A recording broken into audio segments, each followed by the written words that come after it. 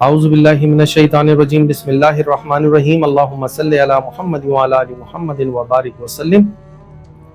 اگر کسی کو یہ شک ہے کہ اس کے اوپر بندش کر دی گئی ہے، جس طرح لوگوں کو یہ شک پڑتا ہے کہ ہمارے کاروبار پہ بندش ہو گئی، مکان پہ بندش ہو گئی، دکان پہ بندش ہو گئی، دکان نہیں چل رہی ہے، بک نہیں پا رہی ہے، مکان نہیں بک پا رہا ہے، یا رشتے نہیں ہو پا رہے، تو 7 بیری کے پتے لے لیں، باوضو ہو کر مصلی بچھا کر بیٹھ جائیں۔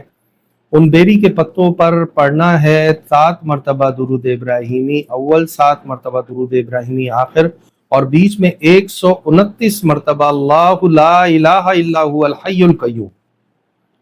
اس کو پڑھ کر پینے کے لیے تھوڑا سا پانی بنا لیں اور باقی پتوں کو پانی میں ڈال کے بوائل کریں۔ اچھی طرح بوائل کرنے کے بعد اسے کسی کنٹینر میں محفوظ کر لیں۔ اگر کسی انسان کو یہ شک ہے کہ اس کے اوپر بندش ہو گئی ہے یا رشتوں کی کوئی بندش ہے، کسی لڑکی کے رشتے نہیں آتے، تو 11 دن متواتر اس سے غسل کرنے سے اور اس پانی کو پینے سے، جو آپ نے پینے کے لیے پانی بنایا ہے، یہ بندش ٹوٹ جاتی ہے۔